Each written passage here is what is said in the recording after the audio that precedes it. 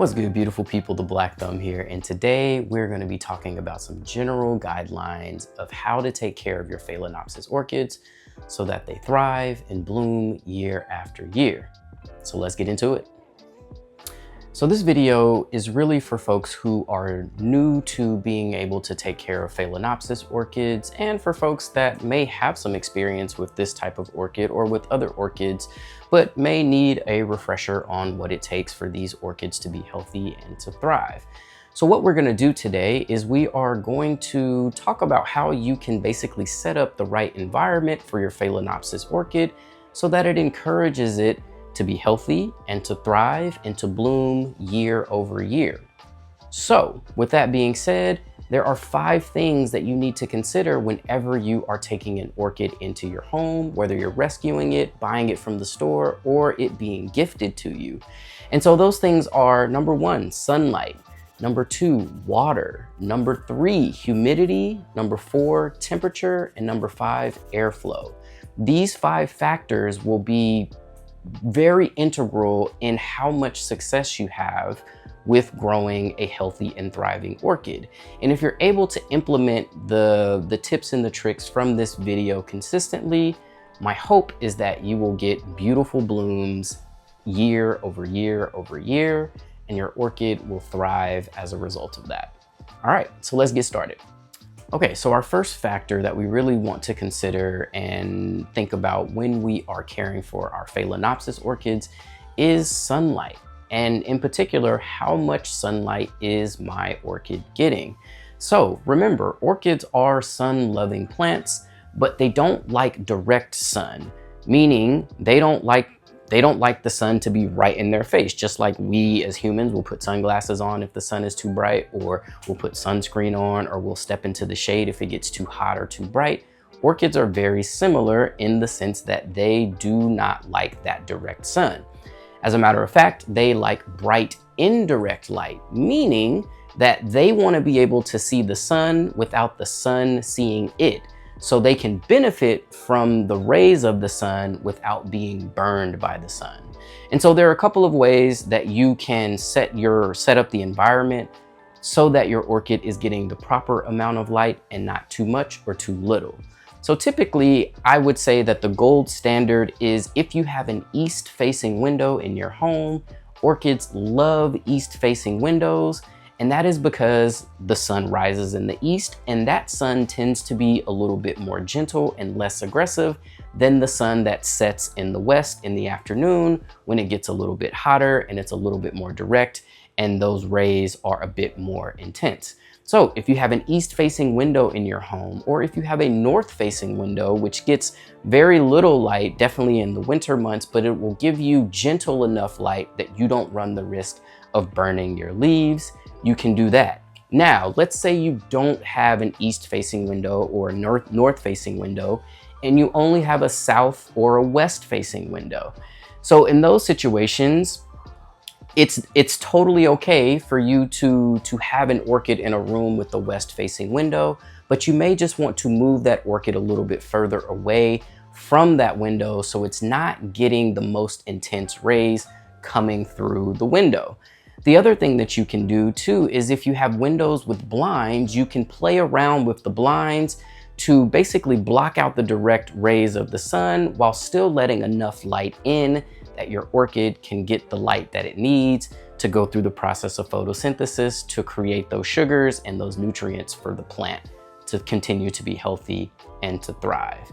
And then the last thing that you can do if you don't have blinds, if there's a window in your home that has bushes or foliage or a tree that kind of filters some of that light, so there are areas of sun, but there are also areas of shadow or shade, then that is also another great way to decrease your risk of sunburning your leaves, while also knowing that your orchid is going to get enough light for it to thrive and to be healthy. So again, if you are ever in question of whether or not your orchid is getting enough sunlight or not enough sunlight, I would highly, highly recommend that you invest in a light meter. And really what this meter does is it literally tells you how much sunlight is coming through a particular window, or how much sunlight is hitting a particular area in your home or wherever you are growing your orchids.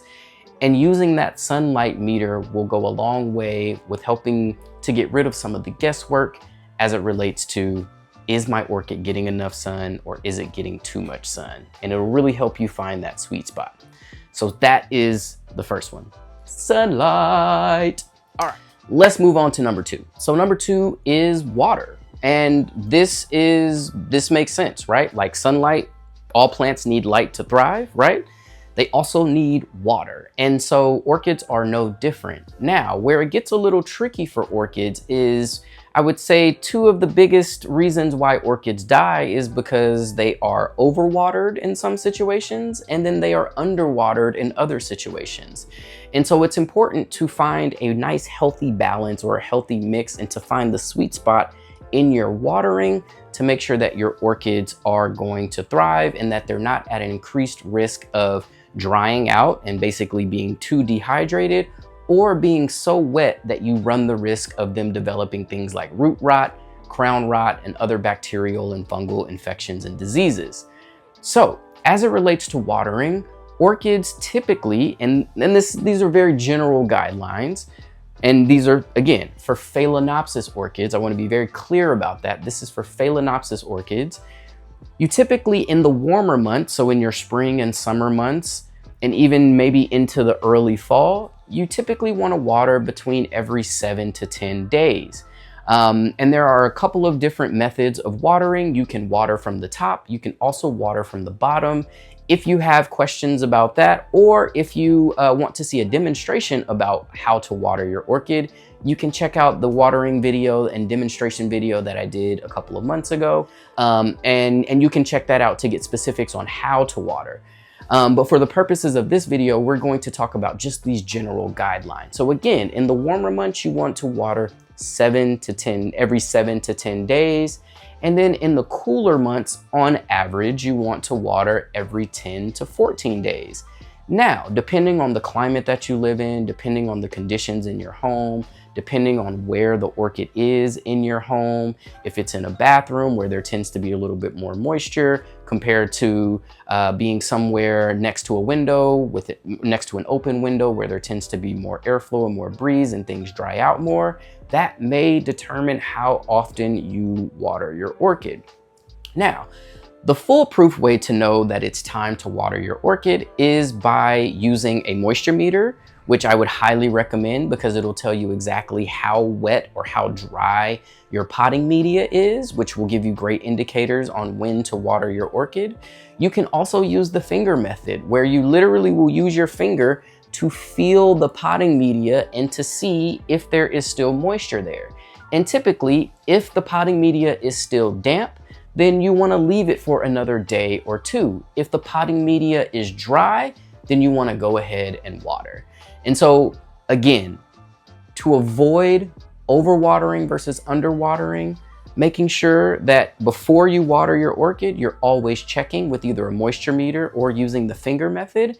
And then after that, you can kind of set your schedule based on where it is in that specific spot in your home.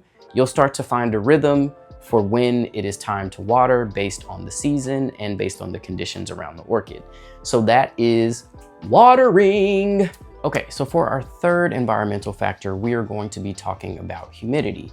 Now, humidity is very important and integral to Phalaenopsis orchids being healthy and thriving. And essentially what humidity does is it basically decreases the rate of moisture release from the leaves and from the orchid itself, which then allows that moisture to be retained a little bit longer, which then helps to, again, feed the plant and use that moisture for nourishment. Now, orchids are very tropical plants. Many of the orchids grow in rainforest in Asia and off the coast of Africa and really all over the world. And so we want to make sure that we are trying to replicate and duplicate as close as we can to the orchid's natural habitat. And so for our Phalaenopsis orchids, you want to try to create a humidity of between 50% and 70% when it's in your home. And if you, let's say you live in a relatively dry place, or you live in a place where the humidity is relatively low, there are a few things that you can do to help increase the humidity around the orchid that are relatively low cost. One of them being using a rock tray, and that is genuinely where you grab like a saucer of some sort, and typically like I will use a water collection tray that goes underneath the pot. You put some rocks or some stones in it, you put a little water in that tray and fill it up just to the top of the rocks. And then you put your orchid on top of that tray, and as the water evaporates from the tray underneath the orchid, it will then provide a microclimate where it can increase the humidity around your orchid. Now, if that seems too complex or seems too far-fetched, you can go out and invest in a humidifier, where you will literally put the humidifier right near or next to your orchid, and you'll set that between 50 and 70%. So if you feel like your orchid needs more humidity, you can go up to 70. If you feel like it needs a little less, you can go down to 50. I would say obviously the sweet spot is probably between 60 and 65. And then you let that run for a handful of hours, and you want to do it during the day so that those orchid leaves have an opportunity to dry off and let that moisture evaporate from their leaves. And in turn, it does create a little more humidity around the orchid. Now, something to think about as it relates to humidifiers and using humidifiers is that is only going to temporarily increase the humidity around your plant. So when the humidifier is not on, there's going to be a very sharp decline in how much humidity is around your orchid or your plant. So if you're looking for a short-term solution that you're in control of a lot, the humidifier might be a good option for you. If you're looking for a more set it and forget it type solution, then I would suggest using the rock tray, because once the rock tray is set up, you literally will just refill it with water every so often as those water levels are getting low and as that water evaporates, and then it will slowly kind of create this humid environment around your orchid more long term. So again, humidity is super important. It's really important that you incorporate that in your orchid care so that your orchid is healthy and thrives. Okay, and so for our fourth environmental factor, we are going to talk about temperature. So again, orchids are very tropical plants in general, and so they live in relatively temperate and humid environments in their natural habitat. So we want to try to recreate that in our home. And so typically orchids are kind of like humans, right? Like we're very comfortable in 70-degree weather. We're very comfortable in 75-degree weather, 80-degree weather. And I would say 85 is probably the top range where I feel relatively comfortable. And orchids are very similar. So orchids will thrive in temperature ranges between 70 degrees Fahrenheit and 85 degrees Fahrenheit. And in some situations, you can go above or below those temperature ranges, but you don't want to do it for a prolonged period, because going higher than 85 degrees for extended periods of time will likely dry out your orchid more quickly than it needs to, right? Which leads to things like death and it just being dehydrated. And then going down below that 70 degrees for extended periods, the orchid could get so cold that it could die from basically, I get that 65 or 60 degrees is not really considered frostbite, but it could die because it's not warm enough, if that makes sense. And so you want to try to stay in those ranges. And one of the ways that you can kind of know what's happening with the temperature in your home, obviously if you have a thermostat or a smart thermostat that tells you the exact temperature in specific rooms or in your home in general, that's helpful. But you can also get you a temperature reader and a humidity reader as well, and you can literally put it right where your orchid is so that you know what the temperature is in the room, what the humidity is in the room, and it gives you lots of great indicators of, do I need to turn up the thermostat? Do I need to turn the thermostat down? Do I need to put this orchid in a different place altogether? So remember, 70 degrees to 85 degrees is the sweet spot for Phalaenopsis orchids. You can go a little bit above and a little bit below, but try not to let your orchid hang out in those outside ranges for too long, because it could be detrimental to the plant's growth, development, and ability to thrive. Right. So let's finish up with our fifth and final environmental factor. Let's talk a little bit about airflow. Now, airflow is massively, massively important for orchids. And if you think about the way orchids grow in their natural habitat, they typically don't grow in pots because obviously pots are not readily available in the rainforest and in tropical environments.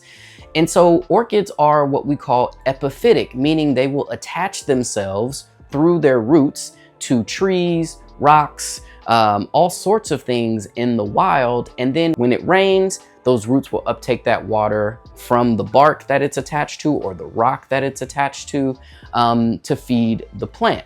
And so in the wild, orchid roots get tons of airflow because they are not contained in a plastic pot or a terracotta pot or a ceramic pot.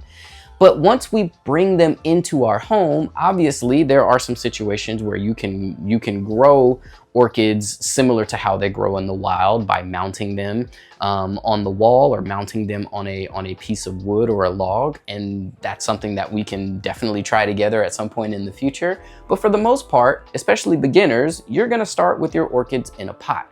And so it's really, really important that you incorporate this idea of airflow. And why is that? Because typically when you water an orchid, right? And especially if you are a little heavy-handed with your watering, you want to be able to make sure that it's not going to be so wet for so long that the roots start to rot and it starts to be a detriment to the plant. And so this is where having adequate drainage in the pots that you're using and also having adequate airflow around your orchid is going to be massively important. Because what the airflow does is it allows the orchid to slowly dry out over time in a healthy manner so that it doesn't run the risk of developing things like root rot, crown rot, and other bacterial and fungal diseases and infections. There are a couple of things that you can do as it relates to increasing airflow around your orchid. Number one, if you feel comfortable potting your orchids in ceramic pots where there's lots of drainage holes and lots of holes around the sides of the pot, that's a great option because you're gonna be able to get that cross breeze and that cross flow through the orchid.